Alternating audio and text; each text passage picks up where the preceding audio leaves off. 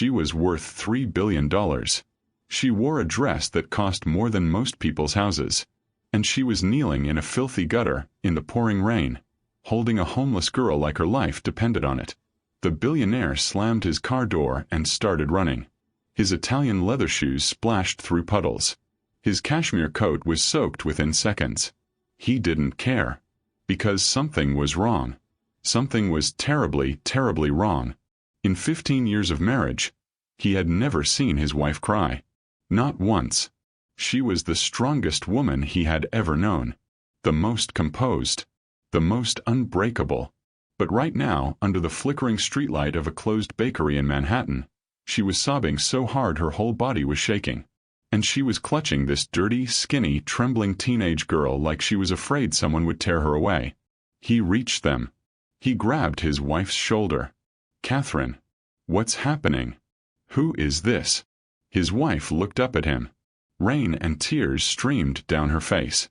Mascara ran in black rivers down her cheeks. And in her eyes, he saw something that stopped his heart. Terror. She was terrified of him. Not of him exactly. Of what she was about to say. Her lips trembled. And then she spoke 3 words that shattered everything he thought he knew about his life, his marriage, and the woman he loved. "She's my daughter. Not our daughter. My daughter." What did Catherine mean? How could this homeless teenager be her daughter when they had never had children? Why had she kept this secret for their entire marriage? And what would happen when the truth finally came out? The answers to these questions will shock you. They will break your heart. And by the end of the story, they might just change the way you think about family, forgiveness, and second chances. But first, I need to take you back. Back to a time before the billions. Before the penthouse apartments and the charity galas and the magazine covers. Back to a small town in Massachusetts where a 17-year-old girl made a choice that would haunt her for the rest of her life. Before we go deeper into the story, let us know in the comments where you're watching from. We'd love to hear from you. And if you're new here, click on the subscribe button so you never miss any of our upcoming videos. Trust me, you're going to want to see how this ends. Catherine Elizabeth Montgomery was not always Catherine Harrington, wife of tech billionaire Alexander Harrington and queen of New York high society.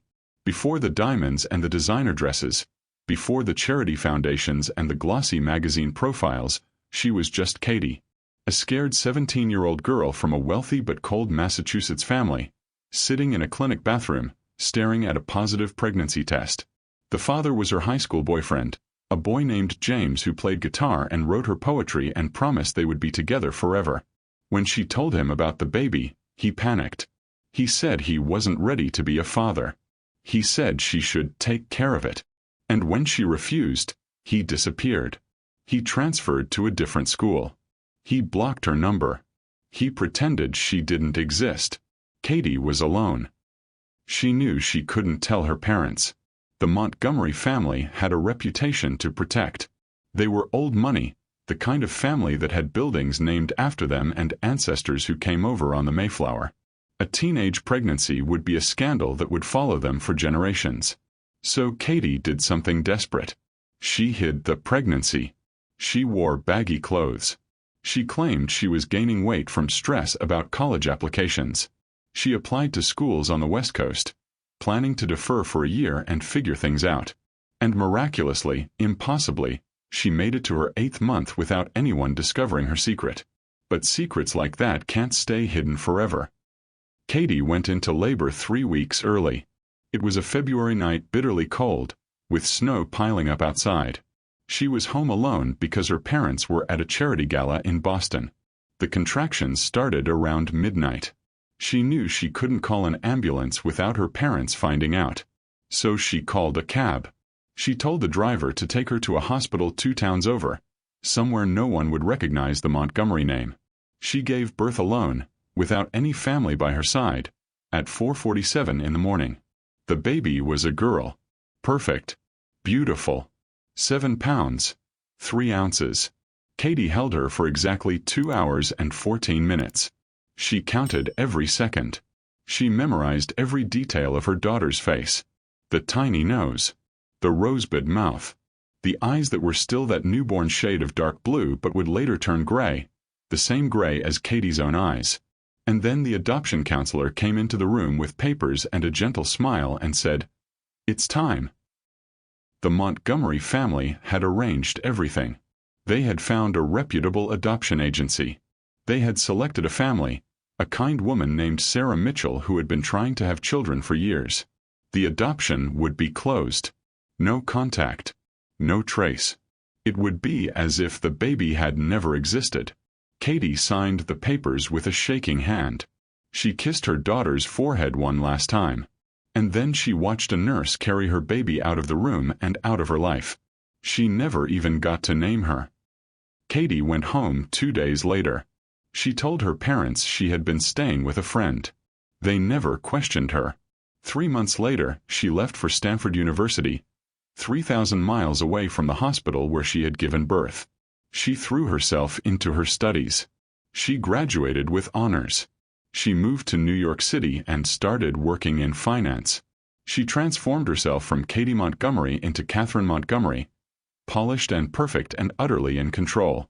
And she never ever told anyone about the baby she had given away. Then she met Alexander Harrington. Alexander was everything Katie's high school boyfriend had not been. He was solid, dependable, brilliant in a quiet, intense way that made her feel safe. He had grown up poor in Ohio, the son of a factory worker who lost his job when Alexander was 8. For almost a year, his family had lived in their car. Alexander had clawed his way out of poverty through sheer determination, earning scholarships and building a tech company that would eventually make him one of the richest men in America. When Catherine looked at Alexander, she saw someone who understood struggle. Someone who had reinvented himself just like she had. Someone she could trust with almost everything. Almost. She never told him about the baby. At first, she told herself she was waiting for the right moment. Then she told herself it was ancient history, irrelevant to their future together. Then, as years passed and the secret grew heavier, she told herself it was too late. He would never forgive her for lying for so long. So she buried it. Deep. She became Catherine Harrington, devoted wife and philanthropist. She threw herself into charity work, especially causes involving children. Orphans. Foster kids. Babies in need.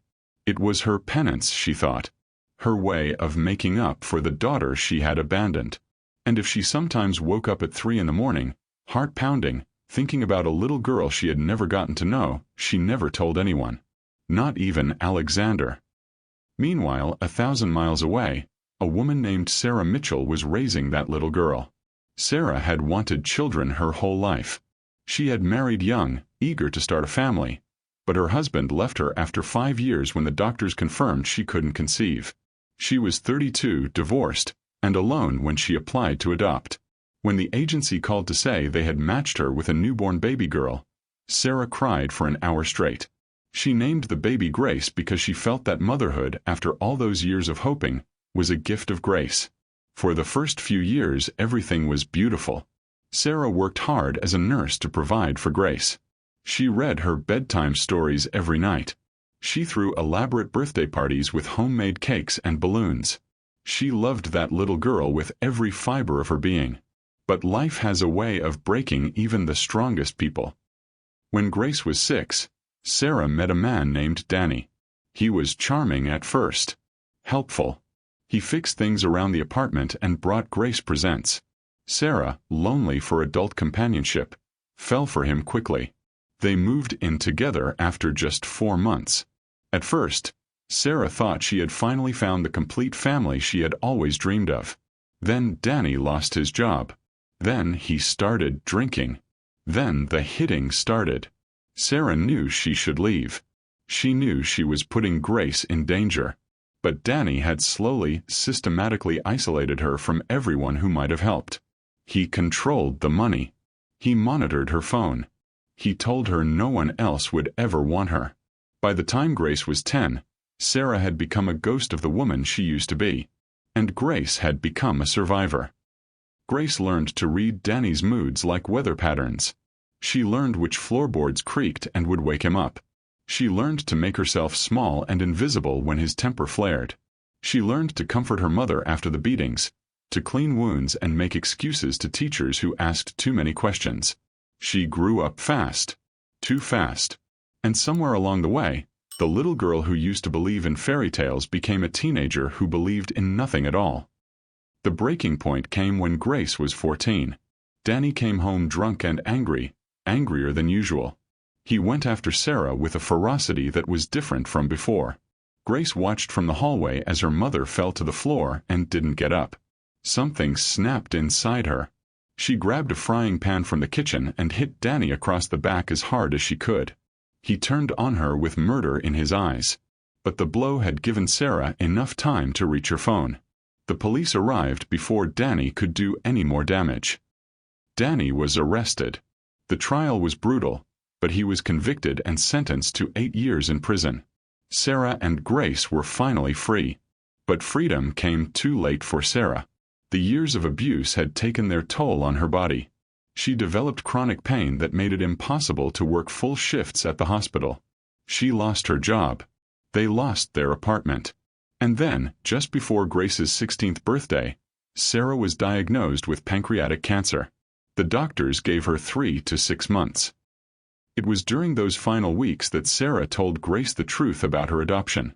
They were sitting in Sarah's hospital room, the monitors beeping steadily in the background, when Sarah reached under her pillow and pulled out a worn manila envelope. "There's something I need to tell you," Sarah said, her voice weak but determined. "Something I should have told you years ago." Inside the envelope was a newspaper clipping from a New York Society page, dated 2 years after Grace's birth. It showed a glamorous young couple at a charity gala. The caption read, "Tech entrepreneur Alexander Harrington and his wife Catherine at the Children's Hope Foundation benefit." Sarah explained that the adoption had been handled by a private agency that worked with wealthy families. Years ago, when Grace was about 5, Sarah had become curious about Grace's birth mother. She hired a private investigator with her savings. The investigator had traced the sealed adoption records and discovered that the birth mother was Catherine Montgomery, now Catherine Harrington. He had included this newspaper clipping in his report. Sarah had never done anything with the information. She was afraid that if Grace knew about her wealthy birth mother, she would feel abandoned all over again. But now, facing death, she couldn't bear to leave Grace with nothing. "I don't know if this woman is good or bad," Sarah whispered. "I don't know if she'll want anything to do with you. But you deserve to know where you came from. And maybe, just maybe, she can give you the life I couldn't." Grace stared at the photograph. The woman in the picture was beautiful, elegant, and completely foreign to everything Grace had ever known. This stranger was her mother? This billionaire's wife had given her away and never looked back? Grace didn't know whether to feel hopeful or furious. Sarah Mitchell died 3 weeks later. She was 49 years old. Grace held her hand until the very end, then sat alone in the hospital room for 2 hours before anyone came to check on her. The social workers talked about foster care. They talked about group homes. They talked about the system like it was something that would take care of her. Grace nodded and agreed to everything they said. Then, the night before she was supposed to be placed with a foster family, she packed a backpack with her only possessions. Some clothes, $37 from Sarah's emergency jar, and that newspaper clipping. She walked to the bus station and bought a one-way ticket to New York City. The whole ride, she stared at Catherine Harrington's face in the photograph, memorizing every detail. She had no plan. She had no contacts in New York. She just knew that somewhere in that city was a woman who had given her life, and she was going to find her. Surviving on the streets of New York City was harder than Grace had imagined, and she had imagined it would be hard. The first week, she slept in Central Park until a police officer chased her away. The second week, she found a women's shelter in Brooklyn that let her stay for 3 nights before they said she needed to move on. She learned which subway stations were warm but dangerous, and which were cold but safe. She learned that the church on 43rd Street served breakfast on Mondays, Wednesdays, and Fridays. She learned that looking clean and confident could get you into coffee shops where you could use the bathroom and charge your phone. She learned that the city was full of invisible people, people who slept in doorways and held cardboard signs, and that if she wasn't careful, she would become one of them forever. For months, she searched for Catherine Harrington. She Googled her obsessively at public libraries. She knew which charities Catherine supported. She knew which galas she attended. She knew the address of the Harrington penthouse on the Upper East Side, though she never got past the doorman.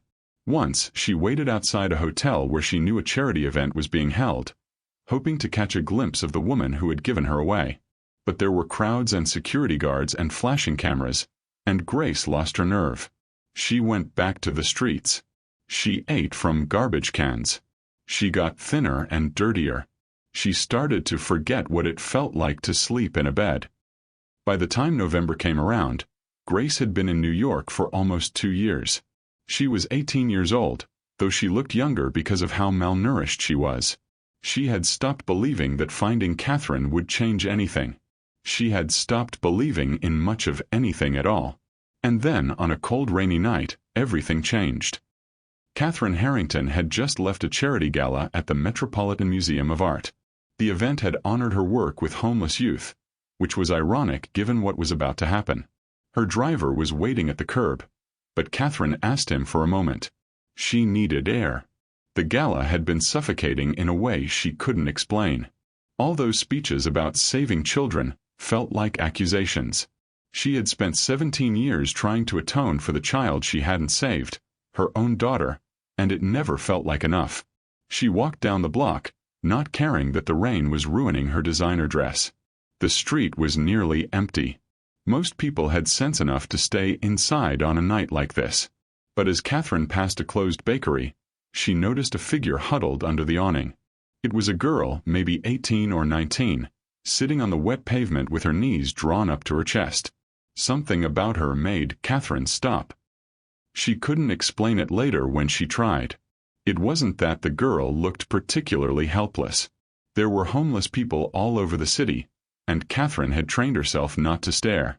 But something about this girl's posture, the way she sat so still, the defiance in her eyes when she looked up, it triggered something deep in Catherine's memory. A hospital room. A February morning. A baby with eyes that same shade of gray. Catherine walked closer. The girl watched her approach but didn't move. "Are you okay?" Catherine asked. The girl laughed, a harsh sound with no humor in it. "Lady, I'm sitting in the rain on a closed bakery's doorstep. What do you think?" Catherine should have walked away. She should have called her driver, gotten in the warm car, gone home to her penthouse. But she couldn't move. She kept staring at the girl's face. The shape of her nose. The curve of her jaw. Features that looked hauntingly familiar. "What's your name?" Catherine whispered. The girl hesitated. Then she reached into her pocket and pulled out a worn, water-stained newspaper clipping. She held it up so Catherine could see. "I think you already know," Grace said. Catherine looked at the clipping. It was the photo from the Children's Hope Foundation Gala, the one from 17 years ago. Her own face smiled back at her. And suddenly she couldn't breathe. Her legs gave out. She collapsed to her knees on the wet pavement, not caring about her dress or her dignity or the rain soaking through to her skin. She grabbed the girl's shoulders and stared into her eyes. Gray. The same gray as her own. The same gray as her mother's. "How?" Catherine gasped. "How did you find me?" "My mom," Grace said, and the word hit Catherine like a knife. "My adoptive mom. She hired someone to find you, years ago. She gave me your picture before she died. I've been looking for you for 2 years." Catherine started to cry. Not the delicate, controlled tears she allowed herself at funerals and sad movies. Real sobs. Ugly, body-shaking sobs that seemed to come from somewhere deep inside her. 17 years of guilt and grief and secret shame came pouring out all at once. "I'm sorry," she choked out over and over. "I'm so sorry. I was 17. I was scared. My parents said it was the only option. I never wanted to let you go. I've thought about you every single day. I'm sorry. I'm so sorry." Grace didn't know what to do. She had imagined this moment 1,000 times. In some versions, she screamed at Catherine for abandoning her. In some versions, she walked away without a word. But in none of her fantasies had she imagined this, the most powerful woman she had ever seen, broken and sobbing at her feet, begging for forgiveness. Before Grace could respond, a car pulled up to the curb.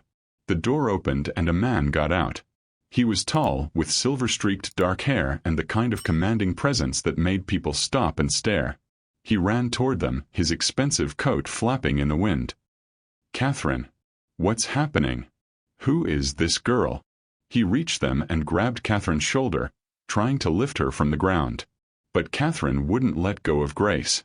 She looked up at her husband with mascara running down her face and terror in her eyes. "Alexander," she said, "I need to tell you something. Something I should have told you 17 years ago." She took a shaky breath. "She's my daughter." Alexander Harrington had built a $47 billion empire on his ability to stay calm in a crisis. He had negotiated deals that would have broken lesser men.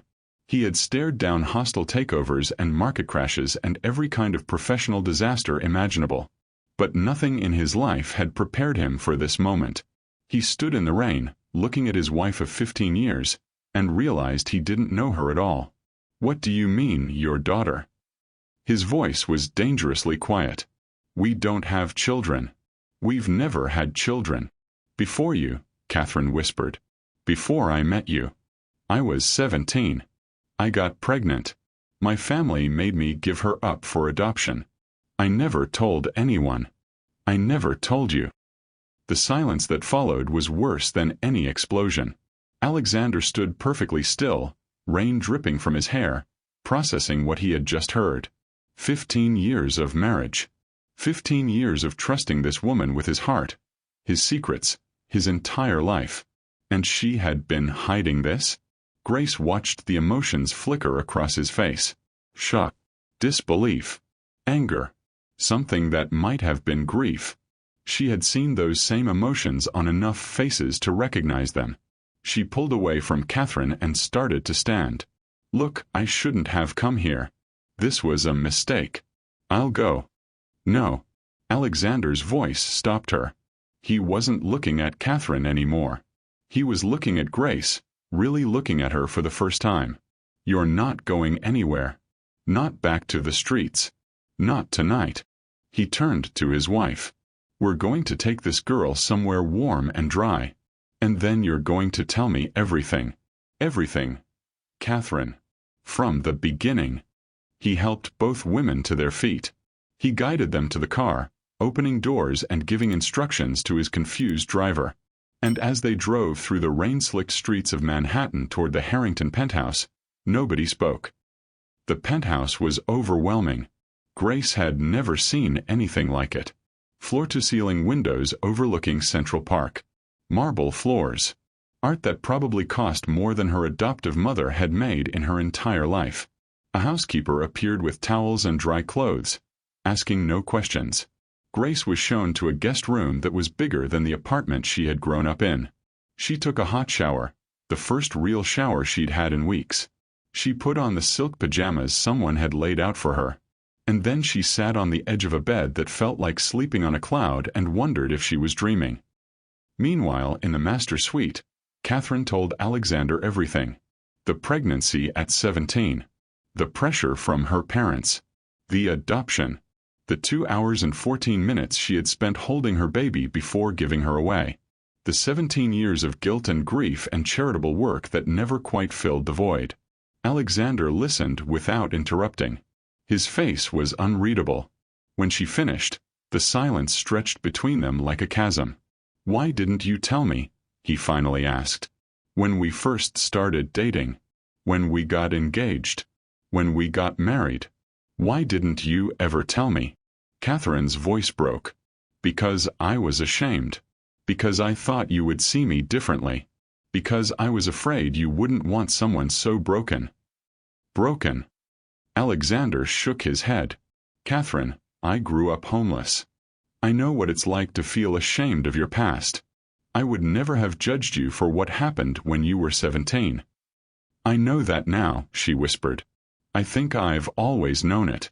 But the longer I kept the secret, the harder it became to tell. Every year that passed made the lie bigger. I convinced myself that it was too late. That telling you would only hurt us both. Alexander was quiet for a long moment. Then he said something that surprised them both. I want a DNA test. Not because I doubt you, but because if this girl is really your daughter, if she's really going to be part of our lives, I want it to be official. I want there to be no question. The DNA test came back 3 days later. It confirmed what Catherine already knew in her heart. Grace was her biological daughter. The results were undeniable. Alexander read the report twice, then set it down on his desk and looked at his wife. So what happens now? I don't know, Catherine admitted. Grace doesn't trust us. She's been on the streets for 2 years. She's been through things we can't even imagine. We can't just expect her to become part of our family overnight. Then we take it slow, Alexander said. We earn her trust, however long it takes. And that's exactly what they tried to do. But earning Grace's trust was harder than either of them expected. She was polite but distant. She ate their food and slept in their guest room, but she kept her backpack packed at all times, ready to leave at a moment's notice. She flinched when Alexander moved too quickly. She checked the locks on her door 3 times before going to sleep. She had learned too many hard lessons to believe that this fairy tale would last. Catherine tried to connect with her. She asked about Grace's childhood, about Sarah, about her favorite books and movies. Grace answered in monosyllables, revealing as little as possible. She was testing them, Catherine realized. Waiting for them to show their true colors. Waiting for them to give up on her like everyone else had. Alexander took a different approach. He didn't push for conversation. He just made himself present. He came home from work early to have dinner with them. He asked Grace if she wanted to learn how to cook, and when she said yes, he hired a chef to teach both of them. He didn't try to buy her affection with gifts. He just showed up, day after day, steady and consistent. It was Alexander who finally broke through. One night, about 3 weeks after Grace had moved in, he found her sitting on the balcony at 2 in the morning. She was staring out at the city lights, hugging her knees to her chest. He sat down beside her without saying anything. They sat in silence for a long time. Finally, Grace spoke. Why are you doing this? Doing what? Being nice to me. I'm not your daughter. I'm not your anything. You could have thrown me out days ago. No one would have blamed you. Alexander considered the question carefully. When I was 8 years old, my family lost everything. We lived in our car for almost a year. I slept in the back seat while my parents tried to figure out how to keep us alive. I remember what it felt like to be invisible, to have people look right through you like you weren't even there. He paused. I spent 40 years building an empire so I would never feel that powerless again. But you know what I've learned? All the money in the world doesn't fix the scared kid inside you. It just gives him a nicer place to hide. Grace turned to look at him. You were homeless. I was homeless. And I was scared. And I was convinced that I would never belong anywhere. But I was wrong. He met her eyes. You're not my biological daughter. But Catherine is my wife. And if you're important to her, then you're important to me. It's that simple. Grace didn't say anything. But when Alexander stood up to go back inside, she reached out and touched his arm. It was the first time she had voluntarily touched either of them. Thank you, she whispered. It wasn't much. But it was a start. Over the following months, things slowly began to change. Grace stopped keeping her backpack by the door. She started joining Catherine for breakfast without being asked. She laughed at Alexander's terrible jokes. She even began to talk about her past, about Sarah, about the years of abuse, about her time on the streets. It wasn't easy. There were setbacks. There were nights when Grace screamed herself awake from nightmares. There were arguments about boundaries and trust. There were moments when Catherine wondered if she had any right to call herself a mother to a child she had given away. But they kept trying. That was the important thing. They kept showing up. The real turning point came 6 months after that rainy night. Catherine had been struggling with how to go public with Grace's existence. The media would have a field day. The scandal could damage Alexander's business. It could destroy Catherine's reputation as a children's advocate. How could she preach about saving orphans when she had abandoned her own child? Grace found Catherine crying in her office late one night. She had never seen Catherine cry since that first night in the rain. "What's wrong?" Grace asked. Catherine showed her the folder on her desk. It was full of PR strategies and media contingency plans. "I don't know how to tell the world about you," Catherine admitted. "I'm so proud that you're my daughter. I'm so grateful that you found me. But I'm also terrified. Because when people find out what I did, they'll see me differently. Everything I've built, all the charitable work, it'll all look like a lie." Grace sat down across from her. "Can I tell you something about my mom? My adoptive mom?" Catherine nodded. "She made a lot of mistakes. She stayed with Danny way too long. She didn't protect me the way she should have. But at the end, when she was dying, she told me something I've never forgotten. She said, 'The worst mistake you can make isn't falling down. It's refusing to get back up.'" Grace reached across the desk and took Catherine's hand. "You fell down when you were 17. You made a choice that hurt both of us. But you're trying to get back up now. That's what matters." Catherine stared at her daughter, this fierce, resilient girl who had every right to hate her. "How can you be so forgiving? After everything you've been through?" Grace shrugged. "Holding on to anger is exhausting. I've been angry for most of my life. I'm tired of it. I want to try something different." 3 weeks later, Catherine published a letter on her foundation's website. It told the whole story. The teenage pregnancy, the adoption, the years of secrecy, the miraculous reunion. She didn't make excuses. She didn't ask for sympathy. She simply told the truth and asked for understanding. The response was overwhelming. Some people judged her, of course. There were cruel comments and tabloid headlines. But far more people reached out with support. Women who had placed children for adoption shared their own stories.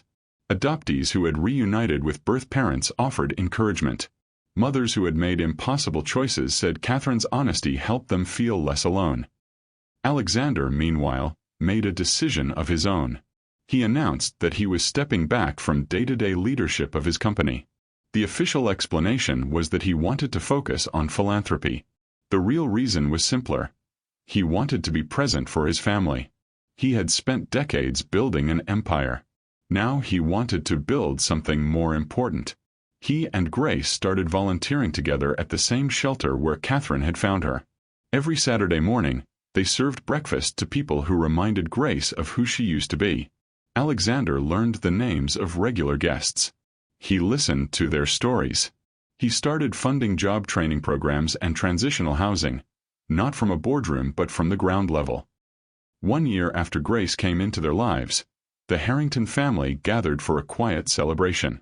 There were no photographers, no society guests, no media coverage. Just the three of them in the kitchen of their penthouse, making a birthday cake for Grace's 19th birthday. Alexander got flour in his hair. Catherine burned the first batch of frosting. Grace laughed so hard she cried. It was messy and imperfect and absolutely ordinary. It was the happiest any of them had ever been. Later that night, Grace went to her room, the room that was now fully hers, no longer a guest room but her home. She looked at the photograph she still kept on her nightstand. The newspaper clipping was now framed, preserved behind glass. She looked at Catherine's face in the picture, the woman who had given her away and then, against all odds, found her again. She thought about Sarah, the woman who had raised her and loved her and made terrible mistakes and still, somehow, given her the gift of hope. She thought about Alexander, the unexpected father who had taught her that family isn't just about blood. And she thought about herself, the scared girl who had gotten on a bus with $37 and a dream. The survivor who had learned to be invisible. The young woman who was finally learning what it meant to be seen. She picked up her phone and typed a message to Catherine. "Thank you for not giving up on me, even when I gave you every reason to." Catherine's response came seconds later. "Thank you for giving me the chance to try again. I love you, Grace. Grace stared at those 3 words. I love you. Sarah used to say that every night before bed, even during the worst years with Danny. Grace had thought she would never hear those words again. I love you too, she typed back. And for the first time in her life, she meant it without reservation, without fear, without waiting for the other shoe to drop. So let me ask you this. What would you have done in Catherine's place? If you had made a choice at 17 that haunted you for almost 2 decades, would you have had the courage to face it? And what about Alexander? Could you forgive a secret that big? Could you open your heart to a stranger because she mattered to someone you loved? And Grace, after everything she had been through, the abuse, the homelessness, the abandonment, could you find it in yourself to trust again? These are the questions that matter. Not the money. Not the scandal. Not the fairy tale ending. The real story here is about ordinary people making impossible choices and finding their way back to each other. It's about the fact that forgiveness isn't a single moment but a daily practice. It's about learning that family isn't something you're born into but something you build, one messy, imperfect day at a time. This story is inspired by real events, though names and certain details have been changed to protect the privacy of those involved. But the core truth remains. Sometimes the greatest fortune isn't the one you build. It's the one you almost lost and found again in the rain. If this story touched you, share it with someone who needs to hear it. Drop a comment below telling me what you would have done. I read every single comment, and I'm always moved by the wisdom and compassion of this community. Subscribe if you haven't already, because the next story might be the one that changes your life. And remember, it is never too late to come home. See you in the next one.